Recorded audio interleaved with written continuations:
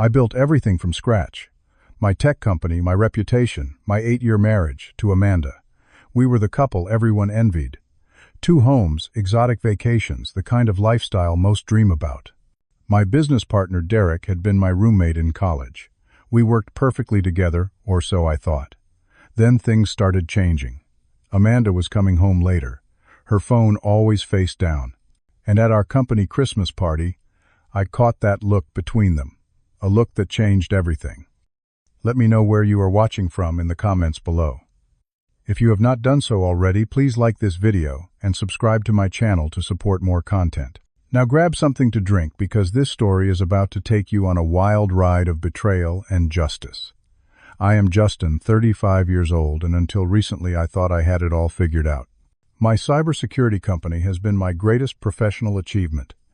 I started it from my garage apartment with nothing but determination and an innovative security algorithm I developed during my final year at MIT. Now we have offices in 3 states and a client roster that includes Fortune 500 companies. I met Amanda during senior year when she was studying marketing at the same university. She had this infectious laugh that would light up any room. With her blonde hair, bright blue eyes, and sharp mind, I was instantly captivated. We dated for 2 years before getting married in a beautiful ceremony on the California coast. She was my rock, my cheerleader, the person who believed in me when I was just another broke college kid with big dreams. Derek entered the picture during my freshman year. We were randomly assigned as roommates and quickly bonded over our shared passion for computer programming and late-night coding sessions. He was the extrovert to my introvert, the smooth talker who could charm potential clients while I handled the technical aspects. When I decided to start my own company, Derek was the natural choice for a business partner. The early years were tough but exhilarating. Amanda worked extra shifts at her marketing job to help us stay afloat, while Derek and I poured every waking hour into the business. When we landed our first major client, the 3 of us celebrated until sunrise. Those were the days when everything felt pure and possible. As success came, our lives changed. Amanda quit her job to manage our growing household and social calendar. We bought a beautiful home in an exclusive neighborhood. Twice yearly vacations became our norm. Derek became not just my business partner, but a constant presence in our lives, joining us for dinners, holidays, and weekend getaways. The first changes were so subtle I barely noticed them. Amanda started buying new clothes more revealing than her usual style. She joined a yoga studio and suddenly had classes 3 nights a week that ran surprisingly late.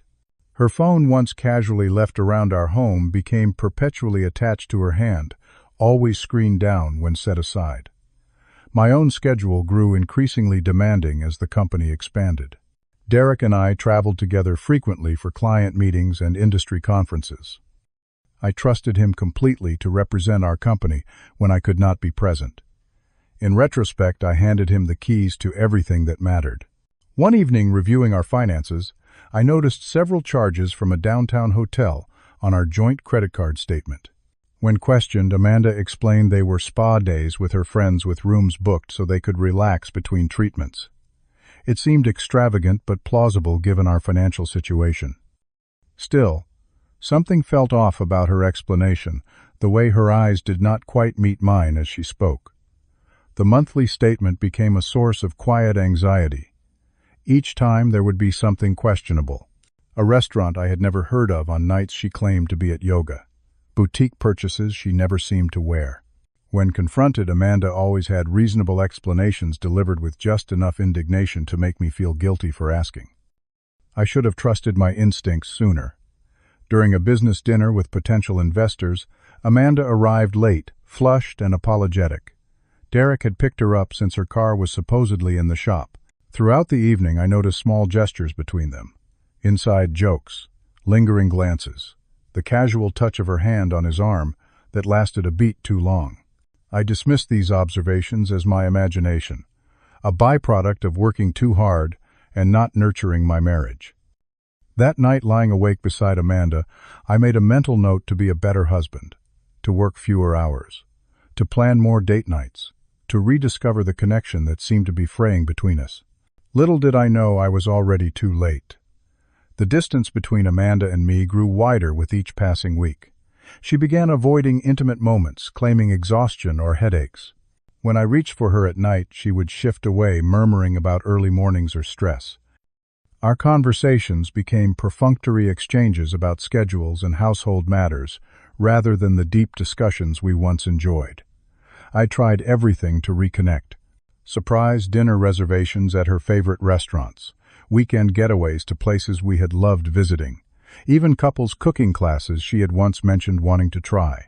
She would participate with a smile that never quite reached her eyes, her mind clearly elsewhere. The wake-up call came unexpectedly through my college friend Mike, who had moved to our city recently. Over lunch, he mentioned casually that he had seen Amanda at Bellini, an upscale Italian restaurant, the previous Wednesday. I froze fork midair. Wednesday was yoga night, and Amanda had texted me photos of herself in workout clothes claiming she was heading to class. When I brought this up that evening, Amanda seamlessly explained that yoga had been canceled, so she met a girlfriend for dinner instead. She had not mentioned it because it was not important. Then came the counterattack. Why was I checking up on her? Did I not trust her? Was I having her followed? Her indignation was so convincing that I found myself apologizing for questioning her. But something had shifted. I began noticing other inconsistencies. Derek suddenly became unavailable for our regular Friday morning strategy sessions, claiming conflicts with personal appointments. His usual transparent calendar now had mysterious blocks marked simply as busy. In meetings, he seemed distracted constantly, checking his phone with an odd smile. One afternoon, arriving home unexpectedly due to a canceled client meeting, I heard Amanda on the phone in our bedroom. Through the not-quite-closed door, her voice carried clearly. "I miss you too." "Soon, I promise. Just be patient a little longer."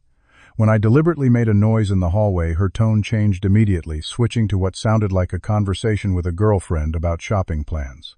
The confirmation came when Amanda left her phone on the kitchen counter during her shower. A text notification from Derek flashed on the screen.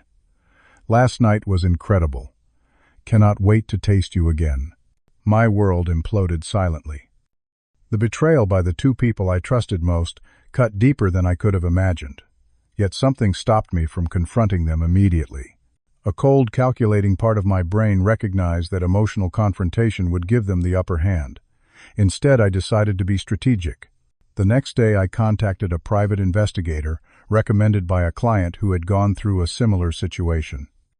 Robert was discreet, thorough, and had a background in digital forensics that would prove invaluable.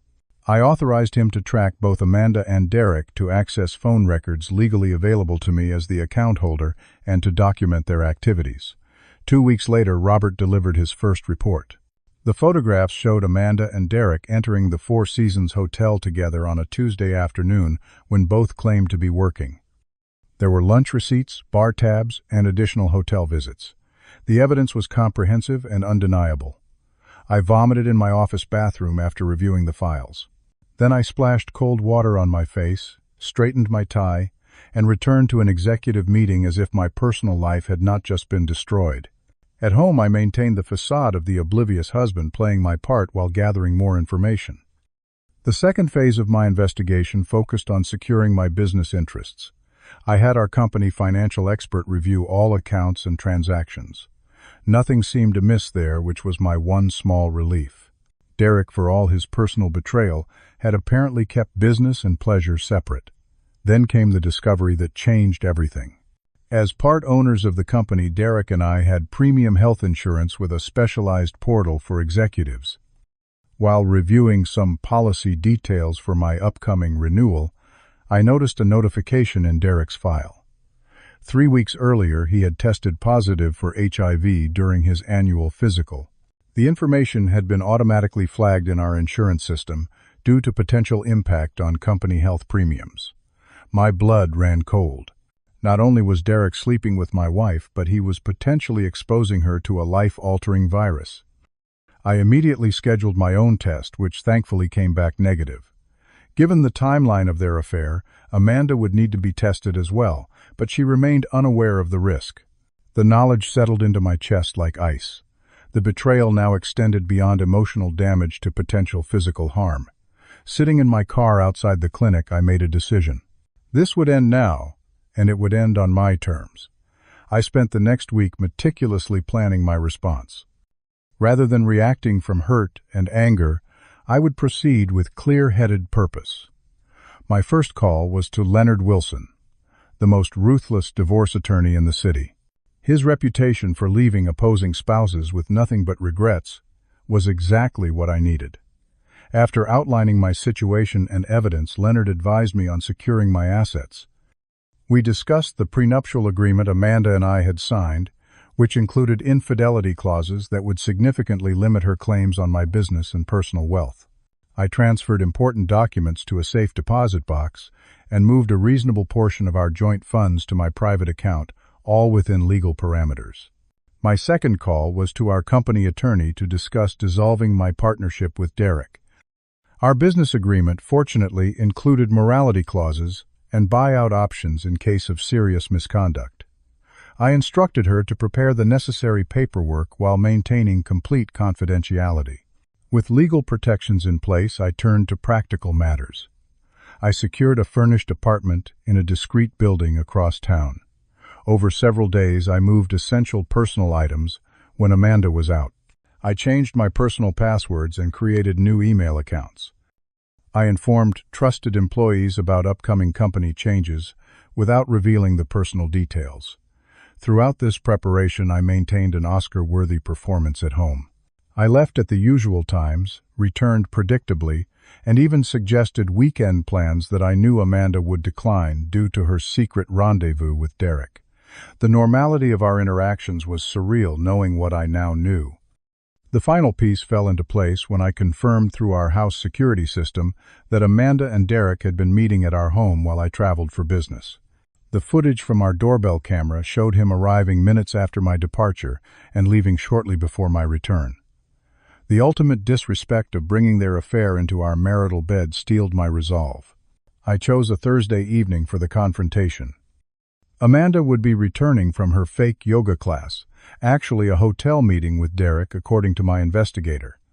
I prepared her favorite meal, salmon with roasted vegetables and white wine. I set our dining room table with candles and fine china. I placed a small gift box beside her plate. When Amanda arrived home, the surprise was evident on her face. She hesitated in the doorway, clearly trying to process this unexpected scenario and perhaps wondering if she had forgotten an anniversary or birthday. "I have been thinking about us," I said, warmly gesturing for her to join me. "You look beautiful tonight." Her expression shifted from confusion to cautious pleasure. She set down her yoga bag and moved to the table. "Thank you. This is unexpected," she said, smoothing her hair, which I now noticed was styled far too elegantly for someone returning from exercise. We made small talk through the appetizer. I asked about her day, listening to her fabricated account of meetings and calls, nodding as if I believed every word. As we started the main course, I gently steered the conversation toward our relationship. "Do you remember when we first met?" I asked. "How certain I was even then that you were the one." Her smile faltered slightly. "Of course," she replied. "Those were wonderful times." I have been reflecting on how much things have changed since then. I continued, keeping my tone conversational, about trust and honesty and what they really mean in a marriage. She set down her fork. "Justin, what is this about?" I reached for the gift box and slid it toward her. "Open it," I suggested. "I got you something special." With visible apprehension, Amanda untied the ribbon and lifted the lid. Inside, neatly folded, lay the divorce papers. Her name was highlighted on every signature line. Beneath them was a sealed envelope. Her face drained of color. "What is this?" she whispered. "The truth," I replied calmly. "I know everything, Amanda. About you and Derek. The hotels. The lies. The meetings here in our home while I was away." She started to speak, to deny, but I raised my hand. "Please do not insult me further with lies. I have photographs, text messages, hotel receipts. I even have footage of him entering our home on multiple occasions." Her shock gave way to anger. "You had me investigated. You spied on me. How dare you invade my privacy?" I laughed, genuinely amused by her indignation. "Your privacy? You mean your privacy to cheat on me with my business partner in our marital bed. Her strategy shifted instantly to tears. "Justin, I made a terrible mistake." "It did not mean anything. It was just physical. I love you, not him." I nodded, maintaining my composure. "And how long has this meaningless physical affair been going on?" Her hesitation told me she was calculating how much I might already know. "A few months," she admitted finally. "Try 18 months, I corrected her. "Almost a quarter of our marriage." The silence stretched between us. Amanda reached for her wineglass with a trembling hand. "We can fix this," she said desperately. "Couples therapy. A fresh start. I will end it with Derek immediately." I shook my head.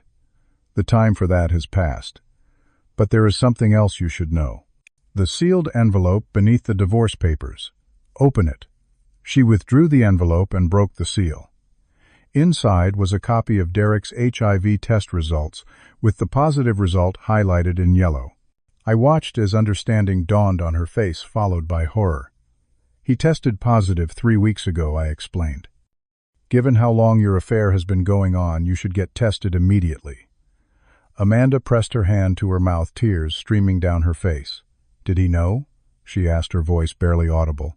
"Yes, he knew. Whether he told you or continued to put you at risk, only you can answer." Her reaction confirmed she had been unaware. The betrayal she had inflicted on me was now mirrored in Derek's betrayal of her. The symmetry seemed oddly fitting. I stood up from the table. "My things are already moved out. You can stay here tonight, but my attorney will contact you tomorrow regarding next steps. The house keys and divorce papers are yours to keep. I suggest you make that doctor's appointment first thing in the morning." As I walked to the door, Amanda rushed after me, grabbing my arm. "Please do not leave like this," she begged. "We need to talk about this." I gently removed her hand. "We just did," I replied. 8 years of marriage, and this is how you chose to end it. Not with honesty, but with betrayal. I deserve better. And strangely enough, so do you." With that, I walked out the door, closing it firmly behind me on my old life. The weeks following my departure were a tsunami of emotions and logistics. Amanda called and texted relentlessly until I had my number changed. She showed up at my office until I instructed security to deny her access. She sent tearful emails pleading for another chance, swearing she had ended things with Derek, begging for forgiveness. My focus remained on 2 priorities: finalizing my divorce and restructuring my company. Leonard, my attorney, was ruthlessly efficient. Given the evidence and prenuptial agreement, Amanda had limited grounds to contest the terms. She would receive a settlement generous enough to maintain her lifestyle for several years, but significantly less than half our marital assets. The process that normally takes months was expedited by her reluctance to have details of the affair and potential health risks made public. The business separation proved more complex. I called an emergency board meeting where I presented evidence of Derek's personal misconduct and breach of our partnership agreement. His violation of the morality clause triggered the involuntary buyout option, allowing the company to purchase his shares at a predetermined formula significantly below market value. Derek alternated between rage threats of countersuits and eventually desperate attempts at reconciliation. When legal pressure failed to sway me, he tried appealing to our friendship and shared history. Looking into the eyes of the man who had betrayed me so completely, I felt nothing but a hollow sadness for the person I thought I had known. Meanwhile, I learned through mutual connections that Amanda had tested negative for HIV, a small mercy in the wreckage of our lives. She would need follow-up testing, but the immediate crisis had been averted. The health scare had apparently shocked her into re-evaluating her choices. According to friends, she had cut off all contact with Derek and entered therapy. My own healing journey began with professional counseling. For 2 hours each week, I unpacked the betrayal, examined my contributions to our marital breakdown, and worked through the anger that threatened to consume me. My therapist recommended a support group for men dealing with infidelity, where I found unexpected solace in the shared experiences of others. I reconnected with friends I had neglected during my marriage. Weekly dinners with Mike and basketball games with college buddies provided normalcy and laughter when I needed them most. My parents, who had always been politely distant with Amanda, flew in for a long weekend of comfort and home-cooked meals. The divorce was finalized 4 months after that fateful dinner. I signed the papers without ceremony in my attorney's office, feeling neither victory nor defeat, just closure. That evening I sat on the balcony of my new condo watching the sunset with a glass of whiskey, allowing myself to finally acknowledge the end of a chapter. Through industry contacts, I occasionally heard updates about Derek. After being forced out of our company, he struggled to find new opportunities. His reputation had been damaged by rumors of the affair, though I had never publicly discussed the details. He eventually moved to another state to restart his career with a much smaller firm. His health status remained a private matter, but served as a constant reminder of how quickly life can change. As for me, the company thrived under restructured leadership. I promoted talented team members into positions formerly held by Derek, creating a more collaborative executive structure. We expanded into new markets and developed innovative security products. Work became both a distraction and a source of pride during my darkest days. 6 months after the divorce, I attended a cybersecurity conference where I was speaking on emerging threats. During the networking reception, I met Sophia, the Chief Information Officer for a healthcare system. She approached me with specific questions about protecting patient data, and our professional conversation evolved into dinner to continue the discussion. Sophia was different from anyone I had dated before. Straightforward and brilliant, with a quiet confidence that drew me in. Our relationship developed slowly with clear communication and healthy boundaries. When I eventually shared my divorce story, her response was compassionate without pity. "Trust issues are normal after betrayal," she said simply. "We will work through them together one day at a time." Looking back now, I recognize that the betrayal forced me to confront uncomfortable truths about myself. I had invested so much in my professional success that I had neglected my personal relationships. I had trusted blindly rather than wisely. I had ignored warning signs because acknowledging them would have disrupted the perfect life I thought I had created.